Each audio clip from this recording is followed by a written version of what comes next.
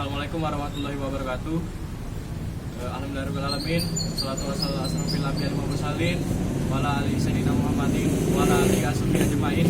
Mabadu. Baiklah, perkenalkan nama saya Faris Nafar Ramadina dari Teknik Mesin angkatan 2018, Fakultas Teknik Universitas Sriwijaya angkatan 2018. Baiklah, saya di sini akan menjelaskan dan memaparkan apa saja yang saya ketahui tentang getaran mekanik pada mata kuliah semester 4 ini.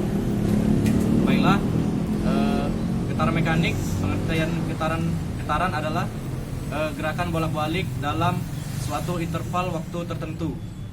Getaran berhubungan dengan gerak osilasi benda dan gaya yang berhubungan dengan gerak tersebut. Semua benda yang mempunyai massa dan elastisitas mampu bergetar. Jadi kebanyakan mesin dan struktur rekayasa engineering mengalami getaran sampai derajat tertentu. Dan rancangannya biasanya memerlukan pertimbangan sifat osilasinya. Ada dua kelompok getaran yang umum, yaitu pertama adalah getaran bebas. Getaran bebas terjadi jika berosilasi karena bekerjanya gaya yang ada dalam sistem itu sendiri atau inherent. Dan jika ada gaya luas yang bekerja, sistem yang bergetar bebas akan bergerak pada satu atau lebih frekuensi naturalnya, yang merupakan sifat sistem dinamika yang dibentuk oleh distribusi massa dan kekuatannya. Semua sistem yang memiliki massa dan elastisitas dapat mengalami getaran bebas atau getaran yang terjadi tanpa rangsangan luar.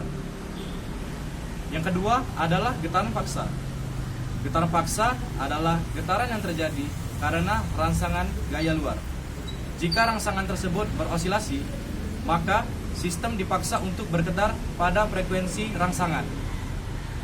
Jika frekuensi rangsangan sama dengan salah satu frekuensi natural system, maka akan didapat keadaan resonansi dan osilasi besar yang berbahaya mungkin terjadi. Kerusakan pada struktur besar seperti jembatan, gedung, ataupun sayap pesawat terbang merupakan kejadian menakutkan yang disebabkan oleh resonansi. Jadi perhitungan frekuensi natural merupakan hal yang utama.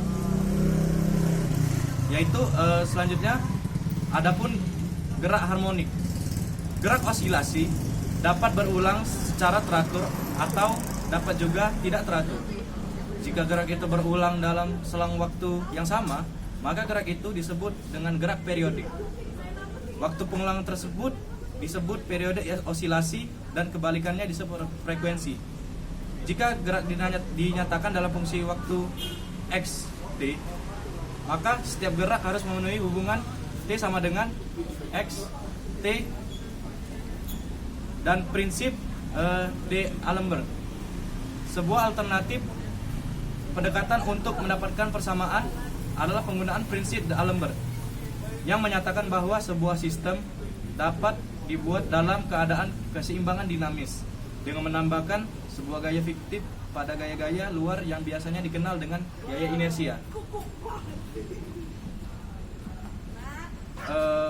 Dan prinsip D'Alembert, sebuah alternatif pendekatan untuk mendapatkan persamaan adalah penggunaan prinsip D'Alembert yang menyatakan bahwa sebuah sistem dapat dibuat dalam keadaan keseimbangan dinamis dengan menambahkan sebuah gaya fiktif pada gaya-gaya luar yang biasa dikenal dengan gaya inersia. Dan dalam dinamika struktur, jumlah koordinat bebas diperlukan untuk menetapkan susunan atau posisi sistem pada setiap saat yang berhubungan dengan jumlah derajat kebebasan. Dan pada umumnya, struktur kesinambungan mempunyai jumlah derajat kebebasan yang tak berhingga. Namun dengan proses idealisasi atau seleksi, sebuah model matematis yang dapat mereduksi jumlah derajat kebebasan menjadi suatu jumlah diskrit dan untuk beberapa keadaan dapat menjadi berderajat kebebasan tunggal. Baiklah, saya rasa itu saja yang bisa saya sampaikan pada materi getaran mekanik pada kali ini. Apabila ada salah kata, saya mohon maaf. Kepada Allah saya mohon ampun. Saya Faris Nafar Ramadina pamit undur diri.